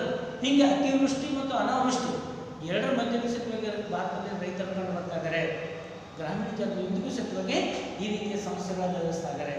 ಹಾಗಾಗಿ ಮಳೆಯ ಅಭಾವನೂ ಕೂಡ ಇಲ್ಲಿ ಒಂದು ಪ್ರಮುಖ ಕಾರಣ ಅಂತ ಹೇಳ್ತೀವಿ. ಅದಕ್ಕೆ ಕೃಷಿ ತಜ್ಞರು ಭಾರತದಲ್ಲಿನ ಕೃಷಿಯನ್ನು ಈ ರೀತಿ ವರ್ಣನೆ ಮಾಡ್ತಾ ಇದ್ದಾರೆ. ಭಾರತದಲ್ಲಿನ ಕೃಷಿಯು ಮಳೆರಾಯನೊಂದಿಗೆ ಜೂಜಾಟ ಆಡಿದಂತಿದೆ. ಇತ್ತೀಚೆಗಂತೂ ಇದರಿಂದ ಬೇಸರ ಜನರು ಕೃಷಿಯಿಂದ ವಿಮುಖರಾಗ್ತಾ ಇದ್ದಾರೆ. ಕೃಷಿಯನ್ನು ಬಿಟ್ಟು ಬೇರೆ ಉದ್ಯೋಗಗಳಿಗೆ ಹೋಗ್ತಾ ಇದ್ದಾರೆ, ಅಂದರೆ ಕೃಷಿಯಿಂದ ವಿಮುಕ್ತರಾಗ್ತಾ ಇದ್ದಾರೆ ಅನ್ನುವಂಥದ್ದನ್ನು ನಾವು ಗಮನಿಸ್ತಾ ಇದ್ದೇವೆ. ಇದರಿಂದ ಆಹಾರ ಧಾನ್ಯಗಳ ಉತ್ಪಾದನೆಯಲ್ಲಿ ವರ್ಷದಿಂದ ವರ್ಷಕ್ಕೆ ಇಳಿಮುಖವಾಗುವಂತ ಹೋಗ್ತಾ ಇದೆ. ಇದಕ್ಕೇನಂದರೆ ಕೃಷಿ ಭೂಮಿ ಕೃಷಿಯೇತರ ಚಟುವಟಿಕೆಗಳಲ್ಲಿ ಬಳಕೆ ಆಗ್ತಾ ಇರುವಂಥದ್ದು, ರೈತರು ಕೃಷಿ ಚಟುವಟಿಕೆಗಳಿಂದ ವಿಮುಖರಾಗ್ತಾ ಇರುವುದು ಕೂಡ ಅದಕ್ಕೆ ಪ್ರಮುಖ ಕಾರಣ ಅಂತ ಹೇಳ್ಬೋದು. ನೆಕ್ಸ್ಟ್, ವ್ಯವಸಾಯದ ಮೇಲಿನ ಅವಲಂಬನೆ ಮತ್ತು ಆಧುನಿಕ ಕೌಶಲ್ಯದ ಒಂದು ಕೊರತೆ. ಇದು ನಾನು ಈಗಾಗಲೇ ಹೇಳಿದಂತೆ ಗ್ರಾಮೀಣ ನಿವಾಸಿಗಳು ಇಂದಿಗೂ ಸತ್ವಾಗಿ ಸಾಂಪ್ರದಾಯಿಕ ಕೃಷಿಯ ಮೇಲೆ ಅವಲಂಬಿತರಾಗಿದ್ದಾರೆ. ಕೃಷಿಯನ್ನು ಆಶ್ರಯಿಸಿಕೊಂಡು ಜೀವನವನ್ನು ಕಳೀತಾ ಇದ್ದಾರೆ. ಆ ಕೃಷಿ ಸಾಂಪ್ರದಾಯಿಕ ಕೃಷಿಯಾಗಿದೆ. ಕೈಯಿಂದಲೇ ಉತ್ತುವುದು, ಬಿತ್ತುವುದು, ರಂಟೆ ಕುಂಟೆ ಎತ್ತುಗಳನ್ನು ಬಳಸಿಕೊಂಡು ರಂಟೆ ಕುಂಟೆಯನ್ನು ಬಳಸಿ ಉಳುಮೆ ಮಾಡುವಂಥದ್ದು, ಬಿತ್ತುವಂಥದ್ದು, ಹರಗುವಂಥದ್ದು, ಕಳೆ ತೆಗೆಯುವಂಥದ್ದು ಇವೆಲ್ಲವೂ ಸಾಂಪ್ರದಾಯಿಕ ಶೈಲಿಯ ಕೃಷಿ ಚಟುವಟಿಕೆಗಳಾಗಿದ್ದಾವೆ. ಇಂತಹ ಸಾಂಪ್ರದಾಯಿಕ ಕೃಷಿಯನ್ನು ಕೈಗೊಳ್ತಾ ಇರೋದ್ರಿಂದ ರೈತರಿಗೆ ಹೆಚ್ಚಿನ ಒಂದು ಬೆಳೆಯನ್ನು ತೆಗೆದುಕೊಳ್ಳುವುದಕ್ಕೆ ಸಾಧ್ಯವಾಗ್ತಾ ಇಲ್ಲ. ಜೊತೆಗೆ ಆಧುನಿಕ ಸಾಧನ ಸಂಪನ್ಮೂಲ ಮತ್ತು ಕೌಶಲ್ಯಗಳನ್ನು ಕೊರತೆ ಇದೆ. ಇತ್ತೀಚೆಗೆ ಆಧುನಿಕ ತಂತ್ರಜ್ಞಾನವನ್ನು ಬಳಸಿಕೊಂಡು ಕೃಷಿಯನ್ನು ಮಾಡಲಿಕ್ಕೆ ಅವಕಾಶ ಇದೆ ಅಂತೇಳಿ ಸರ್ಕಾರ ಏನೇನೋ ಪ್ರಚಾರವನ್ನು ಮಾಡ್ತದೆ. ಆದರೆ ಆಧುನಿಕ ಸೌಲಭ್ಯಗಳಾಗಲಿ ಅಥವಾ ಕೌಶಲ್ಯಗಳಾಗಲಿ ಇಂದಿಗೂ ಬಹುತೇಕ ರೈತರಿಗೆ ತಲುಪಿಲ್ಲ ಅಂತಲೇ ಹೇಳಲೇಬೇಕಾಗ್ತದೆ. ಹೀಗಾಗಿ ವ್ಯವಸಾಯದ ಮೇಲಿನ ಅತಿಯಾದಂಥ ಅವಲಂಬನೆ ಜೊತೆಗೆ ಆಧುನಿಕ ಸಾಧನ ಸಂಪನ್ಮೂಲಗಳು ಮತ್ತು ಆಧುನಿಕ ಕೃಷಿ ಕೌಶಲ್ಯಗಳ ಒಂದು ಕೊರತೆಯಿಂದಾಗಿ ಗ್ರಾಮೀಣ ಬಡತನ ಹಾಗೆ ಉಳಿದಿದೆ ಅಂತ ಹೇಳಿ ವರ್ಲ್ಡ್ ಬ್ಯಾಂಕ್ ಪಟ್ಟಿ ಮಾಡಿದೆ. ಮತ್ತೊಂದು ವಿದ್ಯುತ್ ಶಕ್ತಿಯ ಅಭಾವ. ಇವತ್ತು ನೀರಾವರಿ ಸೌಲಭ್ಯಗಳನ್ನು ಬೋರ್ವೆಲ್ಗಳನ್ನು ಕೊರೆಸಿ ನೀರಾವರಿ ಕೈಗೊಳ್ಳುವುದಕ್ಕೆ ಅವಕಾಶ ಮಾಡಿಕೊಟ್ಟಾಗಲೂ ಕೂಡ ಅಲ್ಲಿ ನೀರನ್ನು ಹಾಯಿಸಿಕೊಳ್ಳೋದಕ್ಕೆ ವಿದ್ಯುತ್ ಶಕ್ತಿ ಸರಿಯಾಗಿ ದೊರೀತಾ ಇಲ್ಲ. ದೊರೆತರೂ ಸತ್ವ ಕೆಲವೇ ಗಂಟೆಗಳ ಮಾತ್ರ ವಿದ್ಯುತ್ ಶಕ್ತಿ ದೊರೆತು ಉಳಿದ ಅವಧಿಯೊಳಗೆ ವಿದ್ಯುತ್ತನ್ನು ಕಡಿತಗೊಳಿಸಲಾಗುತ್ತದೆ. ಹೀಗಾಗಿ ವಿದ್ಯುತ್ ಶಕ್ತಿಯ ಅಭಾವನೂ ಕೂಡ ಒಂದು ಗ್ರಾಮೀಣ ಬಡತನಕ್ಕೆ ಪರೋಕ್ಷವಾದ ಮತ್ತೊಂದು ಕಾರಣ ಅಂತೇಳಿ ವರ್ಲ್ಡ್ ಬ್ಯಾಂಕ್ ಪಟ್ಟಿ ಮಾಡಿದೆ. ನೆಕ್ಸ್ಟ್ ಸಾರಿಗೆ ಸಂಪರ್ಕಗಳ ಒಂದು ಕೊರತೆ ಜೊತೆಗೆ ಮಾರುಕಟ್ಟೆಯಲ್ಲಿನ ಶೋಷಣೆ. ಇಂದಿಗೂ ಸಹ ರೈತರು ಬೆಳೆದಂಥ ಬೆಳೆಯನ್ನು ಮಾರುಕಟ್ಟೆಗೆ ತೆಗೆದುಕೊಂಡು ಹೋಗ್ಬೇಕಾದ್ರೆ ವಾಹನಗಳ ಸೌಲಭ್ಯ ಇಲ್ಲ. ಯಾವುದೋ ಒಂದು ಮಾಹಿತಿ ಪಡಿಬೇಕಂದ್ರೆ ಸಂಪರ್ಕ ಸೌಲಭ್ಯಗಳ ಒಂದು ಕೊರತೆ ಇದೆ. ಇವತ್ತಿಗೂ ಸತ್ವಾಗಿ ಗ್ರಾಮಗಳಲ್ಲಿ ಇಂಟರ್ನೆಟ್ ಸೌಲಭ್ಯಗಳಿಲ್ಲ. ದೂರದ ಯಾವುದೋ ಒಂದು ಮಾರುಕಟ್ಟೆಯ ಸೌಲಭ್ಯ ಇಲ್ಲೇ ಕೂತ್ಕೊಂಡು ಇಂಟರ್ನೆಟ್ನೊಳಗೆ ನಾವು ಮಾಹಿತಿ ಪಡಿಬೇಕಂದ್ರೆ ಇಂಟರ್ನೆಟ್ ಗ್ರಾಮಗಳಲ್ಲಿ ದೊರೀತಾ ಇಲ್ಲ. ಇಂತಹ ಸಾರಿಗೆ ಸಂಪರ್ಕ ಮತ್ತು ಸೌಲಭ್ಯಗಳ ಒಂದು ಕೊರತೆಯಿಂದಾಗಿ ಮತ್ತು ಮಾರುಕಟ್ಟೆಯಲ್ಲಿನ ಶೋಷಣೆ ರೈತರನ್ನ ಜಾಗತಿಕ ದರಕ್ಕಿಂತಲೂ ಅತ್ಯಂತ ಕಡಿಮೆ ದರದಲ್ಲಿ ಪ್ರಾದೇಶಿಕ ಮಾರುಕಟ್ಟೆಯೊಳಗ ಮಧ್ಯವರ್ತಿಗಳು ಅವರು ಬೆಳೆದಂಥ ಬೆಳೆಯನ್ನು ಖರೀದಿಸ್ತಾ ಇದ್ದಾರೆ. ಈಗಾಗಲೇ ನೀವು ನೋಡ್ಬೋದು ಸುತ್ತಮುತ್ತಲು ಇವತ್ತು ರಾಣೆಬೆನ್ನೂರು ಸುತ್ತಮುತ್ತಲು ಸಹಿತ ಬೆಳೆದಂಥ ರೈತರು ಮೆಕ್ಕೆಜೋಳವನ್ನು ರಾಣೆಬೆನ್ನೂರು ನಗರಕ್ಕೆ ತೆಗೆದುಕೊಂಡು ಬಂದು ಅಲ್ಲಿ ಮಧ್ಯವರ್ತಿಗಳು ಹೇಳಿದಂಥ ರೇಟಿಗೆ ಮಾರಾಟ ಮಾಡಿ ಹೋಗ್ತಾ ಇದ್ದಾರೆ. ಇವತ್ತೊಂದು ಗೋವಿನ ಜೋಳ ಕ್ವಿಂಟಲ್ಗೆ ಸರಿಸುಮಾರು ಜಾಗತಿಕ ಮಟ್ಟದಲ್ಲಿ 3,000 ರೂಪಾಯಿ ಕ್ವಿಂಟಲ್ಗೆ ಮಾರಾಟ ಆಗ್ತವೆ. ಆದರೆ ಇಲ್ಲಿನ ಸ್ಥಳೀಯ ಮಧ್ಯವರ್ತಿಗಳು ರೈತರಿಂದ 1,200, 1,300, 1,400, ಭಾಳಂದ್ರೆ 1,500 ಒಳಗೆ 1,500 ರೂಪಾಯಿದೊಳಗೆ ಅಂದರೆ ಅರ್ಧಕ್ಕರ್ಧ ಪ್ರತಿಶತ ಅರ್ಧ ಬೆಲೆಗೆ ಆ ಕೃಷಿ ಉತ್ಪನ್ನಗಳನ್ನು ಕೊಂಡು ಜಾಗತಿಕ ಮಾರುಕಟ್ಟೆಯೊಳಗೆ ತಾವು ಹೆಚ್ಚಿನ ಬೆಲೆಗೆ ಮಾರಾಟ ಮಾಡಿ ಮಧ್ಯವರ್ತಿಗಳು ಹೆಚ್ಚಿನ ಆದಾಯವನ್ನು ಪಡಿತಾ ಇದ್ದಾರೆ. ಹೀಗಾಗಿ ಮಾರುಕಟ್ಟೆಯಲ್ಲಿ ಆಗ್ತಾ ಇರ್ತಕ್ಕಂಥ ಒಂದು ಶೋಷಣೆ, ರೈತರ ಮೇಲೆ ನಡೀತಾ ಇರ್ತಕ್ಕಂಥ ಈ ರೀತಿಯ ಒಂದು ಶೋಷಣೆ ಕೂಡ ಗ್ರಾಮೀಣ ಬಡತನಕ್ಕೆ ಮತ್ತೊಂದು ಕಾರಣ ಅಂತೇಳಿ ವರ್ಲ್ಡ್ ಬ್ಯಾಂಕ್ 96ರಲ್ಲಿ ನಡೆಸಿದ ಸಮೀಕ್ಷೆಯನ್ನು ಕಂಡುಕೊಂಡಿದೆ. ನೆಕ್ಸ್ಟ್ ಗುಣಮಟ್ಟದ ಒಂದು ಶಿಕ್ಷಣದ ಕೊರತೆ, ಅದೇ ರೀತಿ ಸಮುದಾಯ ನಾಯಕತ್ವದ ಕೊರತೆ. ಗ್ರಾಮಗಳಲ್ಲಿ ಇಂದಿಗೂ ಸಹ ಗುಣಮಟ್ಟದ ಶಿಕ್ಷಣ ದೊರೀತಾ ಇಲ್ಲ. ಪ್ರಾಥಮಿಕ ಮಾಧ್ಯಮಿಕ ಶಿಕ್ಷಣವನ್ನು ಪಡೆಯುವುದೇ ಹೆಚ್ಚು. ಇನ್ನು ಪದವಿ ಪೂರ್ವ ಪದವಿ ಸ್ನಾತಕೋತ್ತರ ಪದವಿ ಅಂತ ಪಡೆಯುವಂಥ ಉನ್ನತ ಒಂದು ಶಿಕ್ಷಣವನ್ನು ಪಡೆಯುವಂಥ ಪ್ರಮಾಣ ಗ್ರಾಮಗಳಲ್ಲಿ ಇಂದಿಗೂ ತೀರಾ ಕಡಿಮೆ ಅಂತಲೇ ಹೇಳಲೇಬೇಕಾಗ್ತದೆ. ಉನ್ನತ ವ್ಯಾಸಂಗವನ್ನು ಪಡೆದಂಥವ್ರಿಗೆ ಮಾತ್ರ ಜಾಗತಿಕ ಮಾರುಕಟ್ಟೆಯಲ್ಲಿನ ಆಗ್ತಾ ಇರ್ತಕ್ಕಂಥ ಬದಲಾವಣೆಗಳ ಬಗೆಗೆ ಸಮಗ್ರವಾದ ಮಾಹಿತಿ ದೊರಕಲಿಕ್ಕೆ ಸಾಧ್ಯತೆ ಇದೆ. ಇವತ್ತು SSLC PUC ಓದಿದಂಥ ಎಷ್ಟೋ ಜನರಿಗೆ ಜಾಗತಿಕ ಮಾರುಕಟ್ಟೆಯಲ್ಲಿ ಇರ್ತಕ್ಕಂಥ ಒಂದು ವಸ್ತುವಿನ ಬೆಲೆ ಮಾಹಿತಿನೇ ಗೊತ್ತಿರುವುದಿಲ್ಲ. ಹೀಗಾಗಿ ಸ್ಥಳೀಯವಾಗಿ ಮಧ್ಯವರ್ತಿಗಳಿಗೆ ಅತ್ಯಂತ ಕಡಿಮೆ ಬೆಲೆಗೆ ತಮ್ಮ ವಸ್ತುಗಳನ್ನು ಮಾರಾಟ ಮಾಡ್ತಾ ಇದ್ದಾರೆ. ಇದರಿಂದ ಗ್ರಾಮೀಣ ಬಡತನ ಹಾಗೆ ಉಳ್ಕೊಂಡಿದೆ. ಅಂದರೆ ಗುಣಮಟ್ಟದ ಶಿಕ್ಷಣ ಮತ್ತು ಸಮುದಾಯ ನಾಯಕತ್ವ. ಗ್ರಾಮೀಣ ಭಾಗದಲ್ಲಿ ಒಂದು ನಾಯಕತ್ವದ ಕೊರತೆ ಇದೆ. ಇಡೀ ಗ್ರಾಮವನ್ನು ಪ್ರತಿನಿಧಿಸುವಂಥ ಒಬ್ಬ ನಾಯಕನ ಕೊರತೆ ಇದೆ. ಇದಕ್ಕೆ ಕಾರಣ ಅಂದರೆ ಗ್ರಾಮಗಳಲ್ಲಿನ ಹಲವಾರು ಜಾತಿ, ಹಲವಾರು ಧರ್ಮಗಳು, ಹಲವಾರು ವರ್ಗಗಳು, ಅಸಮಾನತೆ, ಹೀಗೆ ಮೇಲು ಕೀಳು ಇಂಥ ಮನೋಭಾವನೆಗಳು ಇರುವುದರಿಂದ ಗ್ರಾಮೀಣ ಪ್ರದೇಶದೊಳಗ ಒಂದು ನಾಯಕತ್ವದ ಒಂದು ಏನಂದ್ರೆ ಒಬ್ಬ ವ್ಯಕ್ತಿ ನೇತೃತ್ವದೊಳಗ ಎಲ್ಲರೂ ಒಟ್ಟುಗೂಡುವುದಕ್ಕೆ ಸಾಧ್ಯವಾಗ್ತಾ ಇಲ್ಲ. ಹೀಗಾಗಿ ನಾಯಕತ್ವದ ಕೊರತೆ, ಸಮುದಾಯ ನಾಯಕತ್ವದ ಕೊರತೆಯೂ ಕೂಡ ಅಲ್ಲಿ ಗ್ರಾಮೀಣ ಬಡತನಕ್ಕೆ ಮತ್ತೊಂದು ಕಾರಣ ಅಂತ ಒಳ್ಳೆ ಪಟ್ಟಿ ಮಾಡಿದೆ. ಇವುಗಳ ಜೊತೆಗೆ ಮತ್ತೊಂದು ಕಾರಣಗಳನ್ನು ಪಟ್ಟಿ ಮಾಡ್ತಾ ಇದೆ. ಏನು ಅಂತ ಹೇಳಿದ್ರೆ ಅಭಿವೃದ್ಧಿ ಚಟುವಟಿಕೆಗಳು ಮತ್ತು ಯೋಜಿತ ಕಾರ್ಯಕ್ರಮಗಳಲ್ಲಿ ಮಹಿಳೆಯರ ಸಹಭಾಗಿತ್ವದ ಒಂದು ಕೊರತೆ. ಇದು ಭಾರತ ಸರ್ಕಾರ ಗ್ರಾಮಗಳ ಅಭಿವೃದ್ಧಿಗಾಗಿ 10 ಯೋಜನೆಗಳನ್ನು ಜಾರಿಗೊಳಿಸಿದೆ. ಅಭಿವೃದ್ಧಿ ಚಟುವಟಿಕೆಗಳನ್ನು ಜಾರಿಗೆ ತಂದಿದೆ. ಅದು ಗ್ರಾಮೀಣ ಬಡತನ ಕಾರ್ಯಕ್ರಮ ಇರ್ಬೋದು, ಉದ್ಯೋಗ ಖಾತ್ರಿ ಯೋಜನೆ ಇರ್ಬೋದು, ವಸತಿ ಯೋಜನೆ ಇರ್ಬೋದು, ರಸ್ತೆ ನಿರ್ಮಾಣ ಮಾಡುವಂಥ ಯೋಜನೆ ಇರ್ಬೋದು, ಶಾಲೆಗಳ ಕಟ್ಟಡಗಳ ನಿರ್ಮಾಣ ಮಾಡುವಂಥ ಯೋಜನೆ ಇರ್ಬೋದು, ಹೀಗೆ 10 ಸಮುದಾಯ ಭವನ ನಿರ್ಮಾಣ ಮಾಡುವಂಥ ಯೋಜನೆ ಇರ್ಬೋದು. ಇಂಥ 10 ಅಭಿವೃದ್ಧಿ ಚಟುವಟಿಕೆಗಳನ್ನು ಮತ್ತು ಯೋಜಿತ ಕಾರ್ಯಕ್ರಮಗಳನ್ನು ಭಾರತ ಸರ್ಕಾರ ಜಾರಿಗೊಳಿಸಿದೆ. ಇಂತಹ ಕಾರ್ಯಕ್ರಮಗಳಲ್ಲಿ ಅಲ್ಲಿನ ಮಹಿಳೆಯರ ಪಾಲ್ಗೊಳ್ಳುವಿಕೆಯ ಪ್ರಮಾಣ ತೀರಾ ಅತ್ಯಲ್ಪವಾಗಿದೆ. ಇವತ್ತು ದೇಶದ ಒಟ್ಟು ಜನಸಂಖ್ಯೆಯಲ್ಲಿ ಪ್ರತಿಶತ ಅರ್ಧದಷ್ಟು ಮಹಿಳೆಯರು ಕಂಡು ಬರ್ತಾರೆ. ಇವತ್ತು ಗ್ರಾಮಗಳಲ್ಲೂ ಕೂಡ ಪುರುಷರಷ್ಟೇ ಸ್ತ್ರೀಯರ ಸಂಖ್ಯೆಯಲ್ಲಿ ಕಂಡು ಬರ್ತಾರೆ. ಅರ್ಧದಷ್ಟು ಸ್ತ್ರೀಯರು ಕಂಡು ಬಂದರೂ ಅದರ ಪಾಲ್ಗೊಳ್ಳುವಿಕೆಯ ಪ್ರಮಾಣ ಮಾತ್ರ ಅಭಿವೃದ್ಧಿ ಚಟುವಟಿಕೆಗಳೊಳಗೆ ಮತ್ತು ಯೋಜಿತ ಕಾರ್ಯಕ್ರಮಗಳೊಳಗೆ ಮಹಿಳೆಯರ ಪಾಲ್ಗೊಳ್ಳುವಿಕೆಯ ಪ್ರಮಾಣ ಕೇವಲ ಬೆರಳೆಣಿಕೆಯಷ್ಟು ಮಾತ್ರ. ಎಲ್ಲೋ ಒಬ್ಬರಿಬ್ಬರು ಮಾತ್ರ ಅಭಿವೃದ್ಧಿ ಚಟುವಟಿಕೆಗಳೊಳಗೆ ಭಾಗವಹಿಸ್ತಾ ಇರ್ತಾರೆ.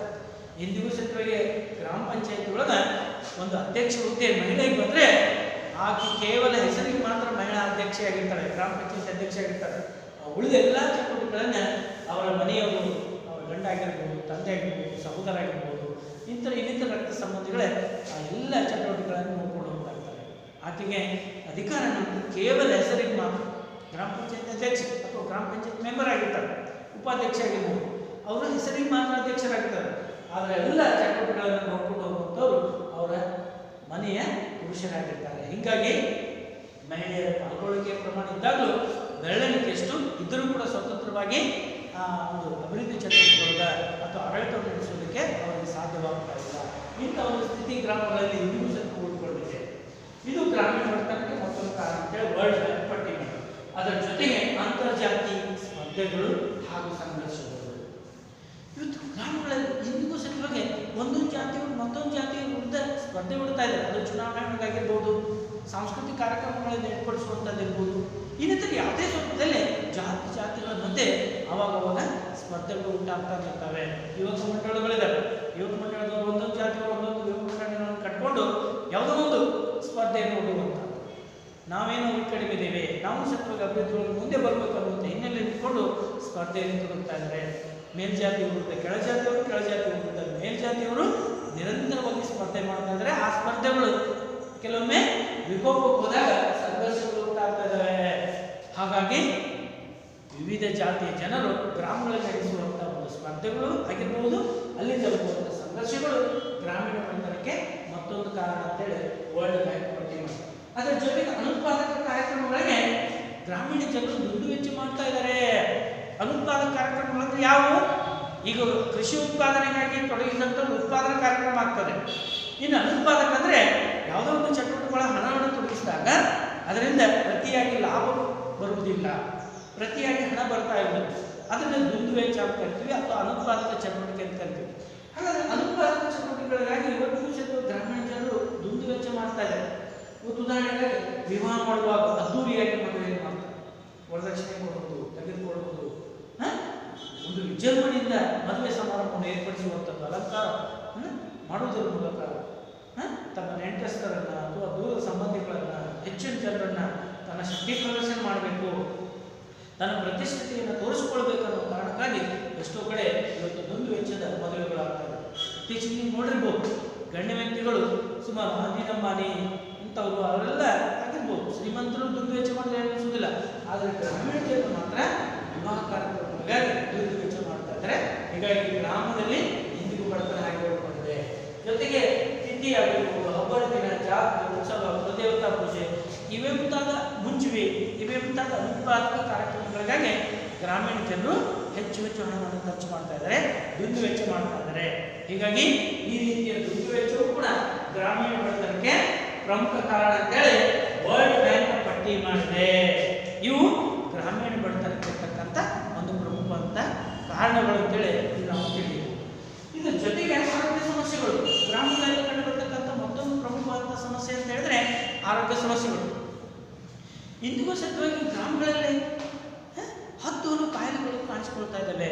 ಕಾಲರಾ, ಪ್ಲೇಗ್, ಮಲೇರಿಯಾ, ಆಮೇಲೆ ಇಮೋನಿಯಾ ಅಂತ ಕರಿತೀವಿ, ಜೊತೆಗೆ ರಕ್ತಹೀನತೆ ಅಂತ ಹೇಳ್ತೀವಿ. ಇಮೋನಿಯಾ ಅಂದರೆ ರಕ್ತಹೀನತೆ.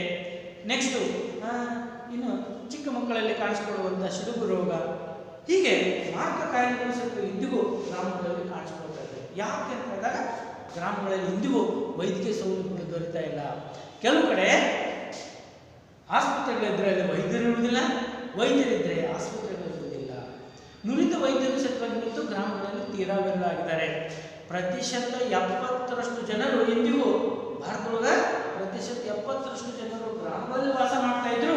ಅವರಿಗೆ ವೈದ್ಯಕೀಯ ಸೌಲಭ್ಯ ನೀಡುವಂಥ ವೈದ್ಯರು ಪ್ರತಿಶತ 74ರಷ್ಟು ನುರಿತ ವೈದ್ಯರು ಎಲ್ಲಿದ್ದಾರೆ ಅಂದರೆ ನಗರಗಳಲ್ಲಿ ವಾಸ ಮಾಡ್ತಾ ಇದ್ದಾರೆ. ತಮ್ಮ ಸೇವೆಯನ್ನು ಒದಗಿಸ್ತಾ ಇದ್ದಾರೆ. ಹಾಗಾದ್ರೆ ಪ್ರತಿಶತ 70ರಷ್ಟು ಜನರು ಗ್ರಾಮಗಳಲ್ಲಿ ವಾಸ ಮಾಡ್ತಾ ಇದ್ರು. ಇಂಥ ಗ್ರಾಮೀಣ ನಿವಾಸಿಗಳಿಗೆ ಸೇವೆಯನ್ನು ಒದಗಿಸುವಂಥ ವೈದ್ಯರು ಎಲ್ಲಿದ್ದಾರೆ? ನಗರಗಳಲ್ಲಿದ್ದಾರೆ. ಎಷ್ಟು ಪ್ರಮಾಣದಲ್ಲಿ? ಪ್ರತಿಶತ 74ರಷ್ಟು ಪ್ರಮಾಣದಲ್ಲಿ ನಗರಗಳಲ್ಲಿ ವೈದ್ಯರು ಬರ್ತಿದ್ದಾರೆ. ಹೀಗಾಗಿ ವೈದ್ಯಕೀಯ ಸೌಲಭ್ಯಗಳು ನಗರ ನಿವಾಸಿಗಳಿಗೆ ಹೆಚ್ಚಾಗಿ ದೊರೀತಾ ಇರೋದ್ರಿಂದ ಗ್ರಾಮೀಣ ನಿವಾಸಿಗಳಿಗೆ ವೈದ್ಯಕೀಯ ಸೌಲಭ್ಯಗಳು ದೊರೀತಾನೇ ಇಲ್ಲ. ಹೀಗಾಗಿ ಗ್ರಾಮೀಣ ಜನರು ಎಂದಿಗೂ ಆರೋಗ್ಯ ಸಮಸ್ಯೆಗಳನ್ನು ಎದುರಿಸ್ತಾ ಇದ್ದಾರೆ. ಸೂಕ್ತ ಸಮಯದೊಳಗೆ ಅವರಿಗೆ ಚಿಕಿತ್ಸೆ ದೊರೀತಾ ಇಲ್ಲ. ಎಷ್ಟೋ ಸಂದರ್ಭದೊಳಗೆ ಕಾಲ್ನಡಿಗೆಯಿಂದನೇ ಏನು ರೋಗಿಗಳನ್ನು ಸಮೀಪದ ನಗರಗಳಿಗೆ ಕರ್ಕೊಂಡು ಬರಬೇಕಾಗ್ತದೆ. ಇತ್ತೀಚೆಗೆ ಅದು 108 ಏನಂತ ಹೇಳಿದ್ರು ಆರೋಗ್ಯ ಸೇವೆ ಒದಗಿಸುವುದಕ್ಕಾಗಿ 108 ಎನ್ನುವಂಥ ಒಂದು ಸೇವೆಯನ್ನು ಒದಗಿಸಿದ್ರು ಕೂಡ ಅದರ ಸೇವೆಯನ್ನು ಪಡೆಯುವ ಪ್ರಮಾಣ ನಗರ ನಿವಾಸಿಗಳಲ್ಲಿ ಹೆಚ್ಚು. ಗ್ರಾಮೀಣ ನಿವಾಸಿಗಳಿಗೆ ಇಂದಿಗೂ ಆ ಸೇವೆ ದೊರೆಯುವಂಥ ಪ್ರಮಾಣ ತೀರಾ ಅತ್ಯಲ್ಪವಾಗಿದೆ ಅಂತಲೇ ಹೇಳಲೇಬೇಕಾಗ್ತದೆ. ಎಷ್ಟೋ ಸಂದರ್ಭದೊಳಗೆ ನಿಗದಿತ ಅವಧಿಯೊಳಗೆ ಆ ರೋಗಿಯನ್ನು ಆಸ್ಪತ್ರೆಗೆ ಸಾಗಿಸ್ತಾ ಇದ್ದರೆ ಸುಸಜ್ಜಿತವಂಥ ರಸ್ತೆಗಳಿಲ್ಲ. ಹೀಗಾಗಿ ಅದರಲ್ಲಿ ರೋಗಿಗಳು ಸಾವನ್ನಪ್ಪಿರುವಂಥ ಉದಾಹರಣೆಗಳಿದ್ದಾವೆ. ಕಾಯಿಲೆಗಳಿಂದ ಬಳಲ್ತಾ ಇರುವಂಥದ್ದನ್ನು ಸ್ವಲ್ಪ ಇವತ್ತಿಗೂ ನಾವು ಗ್ರಾಮಗಳಲ್ಲಿ ನೋಡ್ತಾ ಇದ್ದೀವಿ. ಹೀಗಾಗಿ ಆರೋಗ್ಯ ಸೇವೆ ಎನ್ನುವಂಥದ್ದು ಗ್ರಾಮೀಣ ನಿವಾಸಿಗಳಿಗೆ ಇಂದಿಗೂ ಒಂದು ಗಗನ ಕುಸುಮವೇ ಆಗಿದೆ ಅಂತ ಹೇಳಿದ್ರು ಅತಿಶಯೋಕ್ತಿಯಾಗಲ್ಲ. ಈ ಒಂದು ಉದಾಹರಣೆ ಬರ್ತದೆ. ಇಲ್ಲೇ 1990 ಮತ್ತು 2000 ಅವಧಿಯಲ್ಲಿ ಎಲ್ಲಿ ಅಂತ ಹೇಳಿದ್ರೆ ದಕ್ಷಿಣ ಕನ್ನಡ, ಉಡುಪಿ ಮತ್ತು ಉತ್ತರ ಕನ್ನಡ ಇವೆಂತಾದ ಜಿಲ್ಲೆಗಳಲ್ಲಿ ಗೇರು ತೋಟ ಅಂದರೆ ಗೋಡಂಬಿ ತೋಟ ಅಂತ ಹೇಳ್ತಾರೆ. ಗೇರು ತೋಟಗಳಿಗೆ ಉಂಟಾದಂತಹ ಅಥವಾ ಕಾಣಿಸಿಕೊಂಡಂತಹ ನುಸಿಪೀಡೆಯನ್ನು ನಿವಾರಣೆ ಮಾಡಬೇಕು ಅಂತೇಳಿ ಅಲ್ಲಿ ರೈತರು ಸರ್ಕಾರಕ್ಕೆ ಮನವಿಯನ್ನು ಸಲ್ಲಿಸ್ತಾರೆ.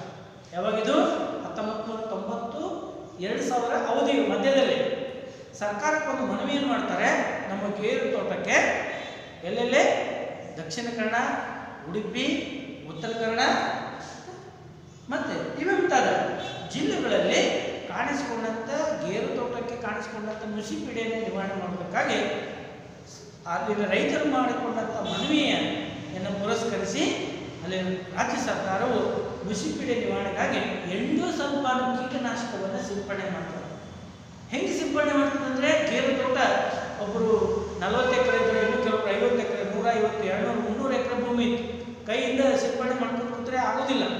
ಕೊನೆಗೆ ಏನು ಮಾಡ್ತು ಸರ್ಕಾರ ಒಂದು ಯೋಜನೆಯನ್ನು ರೂಪಿಸಿ ಹೆಲಿಕಾಪ್ಟರ್ ಮೂಲಕ ಆ ಎಂಡೋಸಲ್ಫಾನನ್ನು ಸಿಂಪಡಣೆ ಮಾಡಬೇಕಂತೇಳಿ ಒಂದು ಕಾರ್ಯಕ್ರಮವನ್ನು ಹಾಕ್ಕೊಳ್ತದೆ. 1990ರಿಂದ ಪ್ರಾರಂಭ ಮಾಡ್ತದೆ. 2000 ರೂಪಿಸಿದ್ರು 10 ವರ್ಷಗಳಲ್ಲಿ ಆ ಒಂದು ಎಂಡೋಸಲ್ಫಾನನ್ನು ಆ ಭಾಗದಲ್ಲಿ ಸಿಂಪಡಣೆ ಮಾಡ್ತದೆ. ಆ ಸಿಂಪಡಣೆ ಮಾಡಿದಂತೆ ಎಂಡೋಸಲ್ಫಾನು ಮತ್ತೆ ಕೆಲವು ದಿನಗಳ ನಂತರ ಮಳೆ ಬಂದಾಗ ಆ ಮಳೆಗೆ ಆ ಎಂಡೋಸಲ್ಫಾನ್ ಕೀಟನಾಶಕ ನೀರಿನೊಳಗೆ ಬೆರೆತು ಭೂಮಿಯ ಆಳದಲ್ಲಿ ಇಳಿದು ಅದು ಕುಡಿಯುವ ನೀರಿನೊಳಗೆ ಬೆರೆತು ಆ ನೀರುಗಳನ್ನು ಕುಡಿದಂಥ ಜನರು, ಜಾನುವಾರುಗಳು, ಆಮೇಲೆ ಕೀಟನಾಶಕ ಕ್ರಿಮಿಕೀಟಗಳು ಅಥವಾ ಪ್ರಾಣಿ ಪಕ್ಷಿಗಳು ಸಾಕಷ್ಟು ತೊಂದರೆಗಳನ್ನು ಎದುರಿಸಿದ್ರು. ಎಷ್ಟೋ ಪ್ರಾಣಿ ಪಕ್ಷಿಗಳು ಸತ್ವಾಗಿ ಸಾವನ್ನಪ್ಪಿ, ಸಾವಿರಾರು ಪ್ರಾಣಿ ಪಕ್ಷಿಗಳು ಜೀವ ಬಿಟ್ಟು. ಆದರೆ ಅದೇ ಕುಡಿಯುವ ನೀರನ್ನು ಕುಡಿದಂಥ ಜನರು ಎಂಡೋಸಲ್ಫಾನ್ ಪೀಡಿತ ರೋಗಕ್ಕೆ ತುತ್ತಾಗಬೇಕಾಯಿತು. ಅಂದರೆ ಎಂಡೋಸಲ್ಫಾನ್ ಅಂದರೆ ಒಂದು ರೀತಿ ವಿಚಿತ್ರ ಕಾಯಿಲೆಗಳು ಕಾಣಿಸಿಕೊಂಡು ಹುಟ್ಟುವಂಥ ಮಕ್ಕಳು ತಲೆ ದೊಡ್ಡದು, ಕೈಕಾಲು ಸಣ್ಣ ಅಂತ ಮಕ್ಕಳು ಹುಟ್ಟಿದ್ರು. ಕೈಗಳು, ಆ ಬೆರಳುಗಳು ಕರಿಗಿ ಹೋಗಿರುವಂಥದ್ದು ಕುಷ್ಠರೋಗಿಗಳಾಗಿ ಕಾಣಿಸ್ಕೊಂಡು ಆ ಒಂದು ಚಿತ್ರ ಟೆಕ್ಸ್ಟ್ ಬುಕ್ನೊಳಗಿದೆ. ವಿದ್ಯಾರ್ಥಿಗಳು ಅದನ್ನು ಗಮನಿಸಬೇಕು. ಟೆಕ್ಸ್ಟ್ ಬುಕ್ನೊಳಗಿದೆ.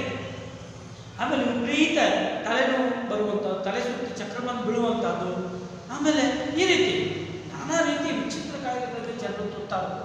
ಸರಿಸುಮಾರು 5,000ಕ್ಕೂ ಹೆಚ್ಚು ಜನರು ಎಂಡೋಸಲ್ಫಾನ್ ಆ ಒಂದು ಅಂದರೆ ಏನಂತ ಹೇಳಿದ್ರೆ ಆ ಒಂದು ಎಂಡೋಸಲ್ಫಾನ್ ಕ್ರಿಮಿನಾಶಕಕ್ಕೆ ತುತ್ತಾಗಿ ವಿಚಿತ್ರ ಕಾಯಿಲೆಗಳಲ್ಲಿ ಇಂದಿಗೂ ಸ್ವಲ್ಪ ಎದುರಿಸ್ತಾ ಇದ್ದಾರೆ. ಅವಾಗ ಅವರು ಎದುರಿಸುವಂಥ ಸಮಸ್ಯೆಗಳ ಬಗ್ಗೆ ಸಾಕಷ್ಟು ಹೋರಾಟವನ್ನು ಮಾಡಿದರು. ಕೆಲವು ಹೋರಾಟಗಳು ನಡೆದು ಕೊನೆಗೆ ಯಾವಾಗ ಅಂತ ಹೇಳಿದ್ರೆ 2000ರಲ್ಲಿ ಒಂದು ಆರ್ಟಿಕಲ್ ಬರ್ತದೆ. ಇದರೊಳಗೆ 2009ರಲ್ಲಿ ನಡೆದಂಥ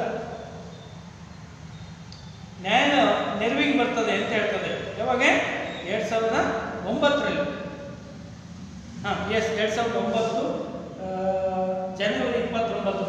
ಆ ಆರ್ಟಿಕಲ್ ಒಳಗೆ ಏನು ಹೇಳ್ತದೆ, ಎಂಡೋಸಲ್ಫಾನ್ ಪೀಡಿತರು ಯಾರಿದ್ದಾರೆ ಅಲ್ಲಿ ಪ್ರತಿ ತಿಂಗಳ ಸರ್ಕಾರ ಏನು ಮಾಡಬೇಕು, ಅಲ್ಲಿ ಒಂದು ಕ್ಯಾಂಪ್ ಹಮ್ಮಿಕೊಂಡು ಅವರಿಗೆ ಉಚಿತವಂತ ವೈದ್ಯಕೀಯ ಸೌಲಭ್ಯಗಳನ್ನು ಒದಗಿಸಿಕೊಡಬೇಕು, ಚಿಕಿತ್ಸೆಯನ್ನು ನೀಡಬೇಕು ಅಂತೇಳಿ ನ್ಯಾಯಾಲಯ ಸರ್ಕಾರಕ್ಕೆ ಆದೇಶ ಮಾಡಿ, ಜೊತೆಗೆ ಅವರಿಗೊಂದು ಆರ್ಥಿಕ ನೆರವನ್ನು ನೀಡಬೇಕು. ಯಾರು ಎಂಡೋಸಲ್ಫಾನ್ ಪೀಡಿತರಾಗಿದ್ದಾರೆ ಅವರಿಗೆ ಪ್ರತಿ ತಿಂಗಳ ಮಾಸಿಕ ಭತ್ಯೆಯನ್ನು ಸ್ವಲ್ಪ ನೀಡಬೇಕಂತೇಳಿ ನ್ಯಾಯಾಲಯ ಮಧ್ಯ ಪ್ರವೇಶ ಮಾಡಿ ಆದೇಶ ನೀಡಿದ್ದರ ಫಲವಾಗಿ ಅವ್ರು ಏನು ತೊಂದರೆಯನ್ನು ಎದುರಿಸ್ತಾ ಇದ್ರು ಆ ರೋಗಿಗಳು ಇವತ್ತು ಸರ್ಕಾರದ ನೆರವನ್ನು ಪಡಿತಾ ಇದ್ದಾರೆ. ಇದು ಯಾರು ಮಾಡಿದಂಥ ತಪ್ಪು ಅಂತಂದಾಗ ರೈತರೇ ತಾವೇ ಮತ್ತು ಸರ್ಕಾರವೂ ಸ್ವಲ್ಪ ಇದರೊಳಗೆ ಎಚ್ಚರಿಕೆ ವಹಿಸಬೇಕಾಗಿತ್ತು. ಈ ರೀತಿಯ ಹಾನಿಕಾರಕವಾದಂಥ ಎಂಡೋಸಲ್ಫಾನ್ ಕೀಟನಾಶಕವನ್ನು ಸಿಂಪಡಣೆ ಮಾಡೋಕ್ಕಿಂತ ಪೂರ್ವದೊಳಗ ಕೃಷಿ ತಜ್ಞರ ಸಲಹೆಯನ್ನು ಪಡಿಬೇಕಾಗಿತ್ತು. ಅವರು ಸಲಹೆಯನ್ನು ಪಡೀಲಿಲ್ಲ. ಅದು ಒಂದು ಏನೋ ಒಂದು ಕೀಟನಾಶಕ ನಿವಾರಣೆ ಆಗ್ತದೆ ಎನ್ನುವ ಹಿನ್ನೆಲೆಯಿಂದ ಅದನ್ನು ಸಿಂಪಡಣೆ ಮಾಡಿಬಿಡ್ತು. ಆ ಕೀಟನಾಶಕ ತಂದೊಡ್ಡಿದಂಥ ಆಪತ್ತು ಎಂಥದಂದರೆ ವಿಚಿತ್ರ ರೀತಿ ಕಾಯಿಲೆಗಳಿಗೆ ಜನರು ತುತ್ತಾಗಬೇಕಾಯಿತು. ಇಂದಿಗೂ ಸತ್ಯವಾಗಿ ಆ ಭಾಗದಲ್ಲಿ ಎಲ್ಲೆಲ್ಲಿ ದಕ್ಷಿಣ ಕನ್ನಡ, ಉಡುಪಿ, ಮಂಗಳೂರು ಮತ್ತು ಯಾವುದು ಕಾರವಾರ, ಉತ್ತರ ಕರ್ನಾಟಕ ಇವೆಂತಾದ ಜಿಲ್ಲೆಗಳಲ್ಲಿ ಇಂದಿಗೂ ಎಂಟೋ ಪೀಡಿತರು ಕಂಡು ಬರ್ತಾ ಇದ್ದಾರೆ. ಇದು ಹೆಂಗಾಗಿದೆ ಅಂದರೆ 1 ವರ್ಷ 2 ವರ್ಷದಲ್ಲಿ ಕಾಣಿಸ್ಕೊಂಡಂಥ ಕಾಯಿಲೆ ಅಲ್ಲ, ಸುಮಾರು 10-15 ವರ್ಷದಿಂದ ನಿಧಾನವಾಗಿ ಕಾಣಿಸ್ಕೊಂಡಂಥ ಒಂದು ಕಾಯಿಲೆ ಅಂತ ಹೇಳ್ತೀವಿ. ಇದರಿಂದಾಗಿರ್ತಕ್ಕಂಥದ್ದು ಕೆಲವೊಬ್ಬರಿಗೆ ಕಣ್ಣನ್ನು ಕಳ್ಕೊಂಡಂಥ ಉದಾಹರಣೆಗಳಿದ್ದಾವೆ, ಕೈಕಾಲುಗಳನ್ನು ಕಳ್ಕೊಂಡಂಥ ಉದಾಹರಣೆ, ಅಂಗವಿಕಲರಾಗಿ ಹುಟ್ಟಿದಂಥ ಮಕ್ಕಳಿದ್ದಾರೆ, ತಲೆ ದಪ್ಪ ಕೈಕಾಲು ಸಣ್ಣದಂಥ ಮಕ್ಕಳು ಹುಟ್ಟಿದ್ದಾರೆ. ಕೆಲವರಂತೂ ನಿಶಕ್ತರಾಗಿ ಹಾಗೆ ಬೆಡ್ ಮೇಲೆ ಜೀವನ ಪರ್ಯಂತ ಜೀವಂತ ಶವವಾಗಿ ಇಂದಿಗೂ ಸತ್ವಾಗಿ ಮನೆಯೊಳಗೆ ವಾಸ ಮಾಡ್ತಾ ಇದ್ದಾರೆ. ಇವೆಲ್ಲ ನೋಡಿದಾಗ ಅನಿಸ್ತದೆ ಈ ರೀತಿಯ ಏನು ಅಂತ ಹೇಳಿದ್ರೆ ಆರೋಗ್ಯ ಸಮಸ್ಯೆಗಳನ್ನು ಇಂದಿಗೂ ಸತ್ವಾಗಿ ಗ್ರಾಮೀಣ ನಿವಾಸಿಗಳು ಎದುರಿಸ್ತಾನೆ ಇದ್ದಾರೆ. ಇವುಗಳ ಜೊತೆಗೆ ಕಾಲರಾ, ಪ್ಲೇಗ್, ಮಲೇರಿಯಾ ಇತ್ತೀಚೆಗಂತೂ ಆದರೆ ವಿಶೇಷ ಅಂತ ಹೇಳಿದ್ರೆ ಇತ್ತೀಚಿನ ಕಾಣಿಸ್ಕೊಂಡಂಥ ಕರೋನಾ ವೈರಸ್ಸು ಗ್ರಾಮೀಣ ನಿವಾಸಿಗಳಿಗಿಂತ ನಗರ ನಿವಾಸಿಗಳಿಂದ ಹೆಚ್ಚಾಗಿ ಕಂಡು ಬರ್ತದೆ. ಯಾಕಂತಂದಾಗ ಗ್ರಾಮೀಣ ನಿವಾಸಿಗಳಲ್ಲಿ ಒಂದು ಏನಂತ ಹೇಳ್ತೀವಿ ರೆಸಿಸ್ಟೆನ್ಸಿ ಪವರ್, ರೋಗ ನಿರೋಧಕ ಶಕ್ತಿ ಯಥೇಚ್ಛವಾಗಿದೆ. ಹೀಗಾಗಿ ಆ ರೋಗ ನಿರೋಧಕ ಶಕ್ತಿ ಗ್ರಾಮೀಣ ನಿವಾಸಿಗಳಲ್ಲಿ ಯಥೇಚ್ಛವಾಗಿರುವುದರಿಂದ ಅವರಲ್ಲಿ ಆ ವೈರಸ್ ಪ್ರಮಾಣ ತೀರಾ ಕಡಿಮೆ ಆಗಿದೆ. ನಗರ ನಿವಾಸಿಗಳಲ್ಲಿ ಈ ಪಿಜ್ಜಾ, ಬರ್ಗರ್, ಮ್ಯಾಗಿ, ನೂಡಲ್ಸ್ ತಿಂದಂಥ ಜನರಲ್ಲಿ ರೋಗ ನಿರೋಧಕ ಶಕ್ತಿಯ ಪ್ರಮಾಣ ಕಡಿಮೆ ಇರ್ತದೆ. ಹೀಗಾಗಿ ಅವ್ರಿಗೆ ಆ ಕೋವಿಡ್ ಅಥವಾ ಏನೊಂದು ಕೊರೋನಾ ವೈರಸ್ ತಗುಲಿರುವಂಥ ಉದಾಹರಣೆಗಳು ಜಾಸ್ತಿ ಇದ್ದಾವೆ. ಒಟ್ಟಾರೆ ಇದನ್ನು ಹೇಳುವಂಥ ಉದ್ದೇಶ ಇಷ್ಟೇ, ಇವತ್ತು ಗ್ರಾಮೀಣ ನಿವಾಸಿಗಳು ಇಂದಿಗೂ ಸಿಗುವ ನಾನಾ ರೀತಿಯ ಆರೋಗ್ಯ ಸಮಸ್ಯೆಗಳನ್ನು ಎದುರಿಸ್ತಾನೆ ಇದ್ದಾರೆ. ಅವರ ಸಮಸ್ಯೆ ಒಂದು ಬಗೆಹರಿದ ಸಮಸ್ಯೆಯಾಗಿ ಉಳ್ಕೊಂಡಿದೆ. ಇತ್ತೀಚೆಗೆ ಆಸ್ಪತ್ರೆಗಳನ್ನು ತೆರೆದು ಅಲ್ಲೇ ವೈದ್ಯರನ್ನು ಕಡ್ಡಾಯವಾಗಿ ಗ್ರಾಮೀಣ ಸೇವೆಯನ್ನು ಒದಗಿಸಲೇಬೇಕು ಅನ್ನುವಂಥ ಒಂದು ಆಜ್ಞೆಯನ್ನು ಹೊರಡಿಸಿದಾಗಲೂ ಸಹ ಎಷ್ಟೋ ವೈದ್ಯರು ಗ್ರಾಮವನ್ನು ತೊರೆದು ನಗರಗಳ ಕಡೆಗೆ ತಮ್ಮ ಸೇವೆಯನ್ನು ಒದಗಿಸಿಕೊಳ್ಳುವುದಕ್ಕಾಗಿ ಆಗಮಿಸ್ತಾ ಇದ್ದಾರೆ. ಹೀಗಾಗಿ ತಜ್ಞ ವೈದ್ಯರು ಅಥವಾ ನುರಿತ ವೈದ್ಯರು ಅಥವಾ ಪರಿಣಿತ ವೈದ್ಯರು ಇಂದಿಗೂ ಗ್ರಾಮಗಳಲ್ಲಿ ತೀರಾ ವಿರಳವಾಗಿದ್ದಾರೆ. ಜೊತೆ ಗ್ರಾಮೀಣ ಜನರಿಗೆ ಎದುರುವಂಥ ಒಂದು ಕಾಯಿಲೆಗೆ ಚಿಕಿತ್ಸೆಯನ್ನು ಪಡೆಯುವುದಕ್ಕಾಗಿ ಅವರು ನಗರಗಳಿಗೆ ವಲಸೆ ಬರುವುದು ಅನಿವಾರ್ಯವಾಗ್ತಾ ಇದೆ. ಆದರೆ ಸರ್ಕಾರ ವೈದ್ಯರಿಗೆ ಗ್ರಾಮೀಣ ಸೇವೆಯನ್ನು ಕಡ್ಡಾಯಗೊಳಿಸಿ ಒಂದು ಸುಗ್ರೀವಾಜ್ಞೆಯನ್ನು ಹೊರಡಿಸಿದಾಗಲೂ ಸಲುವಾಗಿ ವೈದ್ಯರು ಆಜ್ಞೆಯನ್ನು ಉಲ್ಲಂಘಿಸಿದಂಥ ಉದಾಹರಣೆಗಳು ಜಾಸ್ತಿ ಇದ್ದಾವೆ. ಅಲ್ಲಿ ಹೋಗಿ ಸೇವೆ ಸಲ್ಲಿಸೋದಕ್ಕೆ ಯಾವ ವೈದ್ಯರು ಸಲುವಾಗಿ ತಯಾರಾಗ್ತಾ ಇಲ್ಲ, ಸಿದ್ಧರಾಗ್ತಾ ಇಲ್ಲ. ಹೀಗಾಗಿ ಗ್ರಾಮೀಣ ನಿವಾಸಿಗಳು ನಾನಾ ರೀತಿಯ ಕಾಯಿಲೆಗಳಿಗೆ ತುತ್ತಾಗ್ತಾ ಇರೋದನ್ನು ನಾವು ಪ್ರಮುಖವಾಗಿ ನೋಡಬಹುದು. ಹೀಗಾಗಿ ವಿದ್ಯಾರ್ಥಿಗಳೇ ಇದರ ಮೇಲೆ ಒಮ್ಮೊಮ್ಮೆ 1ಕ್ಕೂ ಕೇಳಿದರೆ 5ಕ್ಕೂ ಆ ಪ್ರಶ್ನೆ ಬಂದಿದೆ. ಭಾರತೀಯ ಗ್ರಾಮಗಳು ಎದುರಿಸುವಂಥ ಸಾಮಾಜಿಕ ಸಮಸ್ಯೆಗಳನ್ನು ಕುರಿತು ವಿವರಿಸಿ ಅಂತೇಳಿ 5ಕ್ಕೆ ಪ್ರಶ್ನೆ ಕೇಳಿದಾರೆ. ಅಥವಾ ಗ್ರಾಮೀಣ ಬಡತನಕ್ಕೆ ಯಾವುದಾದ್ರು 2 ಕಾರಣಗಳನ್ನು ತಿಳಿಸಿ ಅಂತೇಳಿ 2ಕ್ಕೆ ಕೇಳಿದಾರೆ. ಒಮ್ಮೊಮ್ಮೆ 2ಕ್ಕೂ ಬರ್ಬೋದು, ಇಲ್ಲವೇ ಭಾರತೀಯ ಗ್ರಾಮಗಳ ಸಾಮಾಜಿಕ ಸಮಸ್ಯೆಗಳನ್ನು ಕುರಿತು ವಿವರಿಸಿ ಅಂತೇಳಿ 5ಕ್ಕೂ ಈ ಪ್ರಶ್ನೆ ಬರ್ಬೋದು. ಹೀಗಾಗಿ ಪರೀಕ್ಷಾ ದೃಷ್ಟಿಯಿಂದ ಇದು ಕೂಡ ವೆರಿ ವೆರಿ ಇಂಪಾರ್ಟೆಂಟ್. ನೀವು ಓದ್ಕೊಂಡು ಮತ್ತೆ ಒಮ್ಮೆ ಬರ್ತಂದ್ರೆ ಖಂಡಿತವಾಗಿ ಪರೀಕ್ಷೆಯೊಳಗೆ ಬರೀಲಿಕ್ಕೆ ನಿಮಗೆ ಈಸಿ ಆಗ್ತದೆ ಅಂತ ಹೇಳ್ತಾ ಇವತ್ತಿನ ಒಂದು ವರ್ಗಕ್ಕೆ ಅಥವಾ ತರಗತಿಗೆ ವಿರಾಮವನ್ನು ನೀಡ್ತಾ ಇದ್ದೀನಿ. ಎಲ್ರಿಗೂ ಧನ್ಯವಾದಗಳು. ಜೊತೆಗೆ ಇನ್ನೇನು ಸದ್ಯದಲ್ಲೇ ಕಾಲೇಜು ಪ್ರಾರಂಭ ಆದರೆ ಪುನಃ ಆ ಎಲ್ಲ ವಿಷಯಗಳನ್ನು ಮತ್ತೊಮ್ಮೆ ನಾವು ಮನನ ಮಾಡಿಕೊಳ್ಳುವಂಥ, ರಿವಿಷನ್ ಮಾಡುವಂಥ. ಹಂಗಂತ ರಿವಿಷನ್ ಮಾಡ್ತಾರಂತ ಓದೋದನ್ನೇ ಬಿಡುವಂತಿಲ್ಲ. ನೀವು ಸತ್ಯವಾಗಿ ಓದ್ತಾನೆ ಇರಬೇಕು. ಓದಿ ನೀವೆಲ್ಲ ನೋಟ್ಸನ್ನು ಕಂಪ್ಲೀಟ್ ಮಾಡಬೇಕು. ಹಾಕಿರ್ತಕ್ಕಂಥ ವಿಡಿಯೋಗಳನ್ನು ಸತ್ಯವಾಗಿ ನೋಡೋದ್ರ ಜೊತೆಗೆ ನೋಟ್ಸನ್ನು ತೆಗಿಬೇಕು. ಆವಾಗಲೇ ನೀವೆಲ್ಲರೂ ಚೆನ್ನಾಗಿ ಬರೆದು ಉತ್ತಮ ಅಂಕಗಳನ್ನು ಪಡೆದು ಉತ್ತೀರ್ಣರಾಗಲಿಕ್ಕೆ ಪಾಸ್ ಆಗಲಿಕ್ಕೆ ಸಾಧ್ಯತೆ ಇದೆ ಅಂತ ಹೇಳ್ತಾ ಇವತ್ತಿನ ಒಂದು ತರಗತಿಗೆ ವಿರಾಮವನ್ನು ನೀಡ್ತಾ ಇದ್ದೀನಿ. ಎಲ್ರಿಗೂ ಧನ್ಯವಾದಗಳು. Thank you.